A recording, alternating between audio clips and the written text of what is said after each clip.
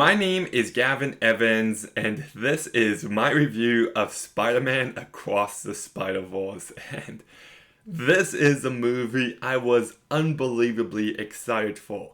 I love the first movie, and everything regarding this movie looked incredible. And then the word of mouth started to come out, and I heard it was even better than the first one.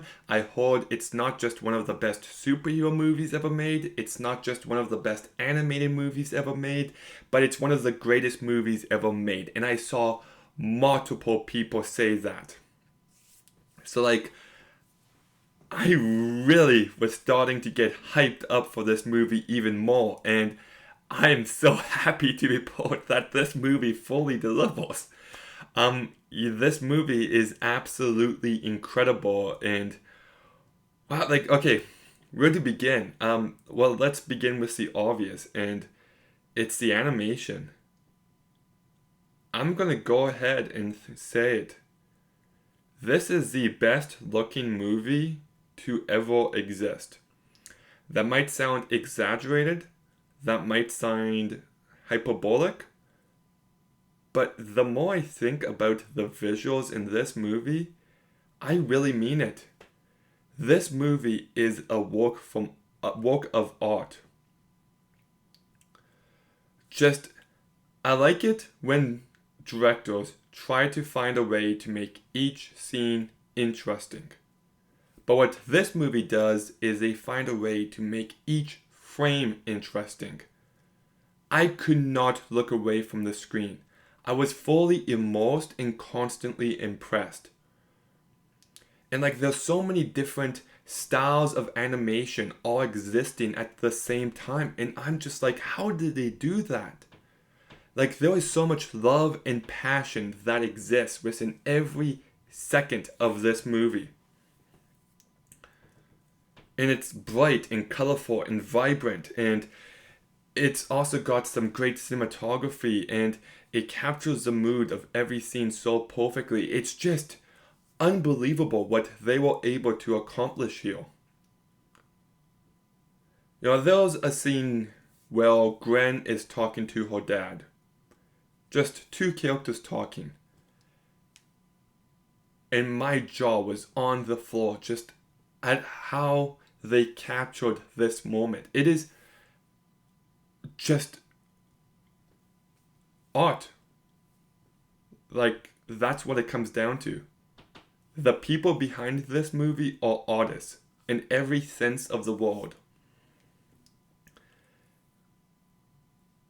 And yeah, just unbelievable what they were able to accomplish. And I also loved the soundtrack here. Lots of great songs that really complemented whatever vibe the movie's going for. There's a scene of Miles and Gwen just swinging around the city, and it's just very chill, and I love that.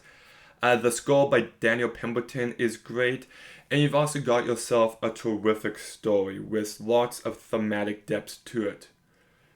This movie is about how do you know what the right thing to do is.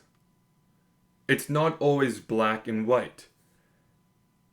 And how people always think they're doing the right thing, and how that puts people at odds with each other. And I think that made the story very compelling. But the main aspect of this movie, I would say, is about kids figuring out who they are and how that affects their parents. And I thought it explored these ideas in such a thoughtful and emotional manner. And the friendships and the relationships between the parents and kids just really resonated with me. I also love how each character evolved so perfectly from the first one. And the cast is all amazing.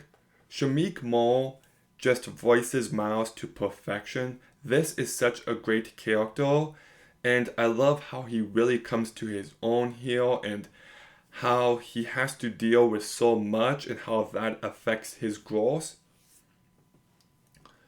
But my favorite performance in this movie is by Hailee Steinfeld. I actually think she gives my favorite performance of 2023 so far. Everything with this character just really worked for me.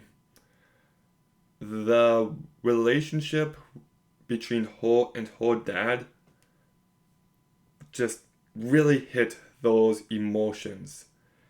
And Hailee Steinfeld plays this character with the right amount of confidence, but also vulnerability. And she's just trying her best, and she's just dealing with a lot. And I just think this character is played and written so incredibly well. You've got Oscar Isaac, who I thought was a great new addition. I love how straight he plays his character. There's no joking around. He's a man who means business. You've got Jake Johnson, who I really loved everything with him too. He's not in it a ton, but what we do got really worked. You've got Issa Rae, who I really liked as well as Spider-Woman. Lots of personality. You've got Brian Tyree Henry, who I also thought did an amazing job. But Luna Lauren-Velov plays Miles' mom, and she's not in the first movie a bunch, and she really got a chance to stand out here. I really loved everything with her. My favorite performance, so besides Hailee Steinfeld, one of my favorites is Daniel Kaluuya. He plays Spider-Punk. Amazing character. Just crack me up with every line of dialogue. Just comedic gold. Shea Whigham I thought was really great as Gwen's dad. Amanda Steinberg I thought was great. Andy Samberg was really good. I wish we got a bit more of him though. Karen Sony I thought was really great as well. And Jason Schwartzman plays Spot, and I think he did a great job. And the Spot is a terrific villain. When they announced him, I got really excited because I loved him in the 90s cartoon, and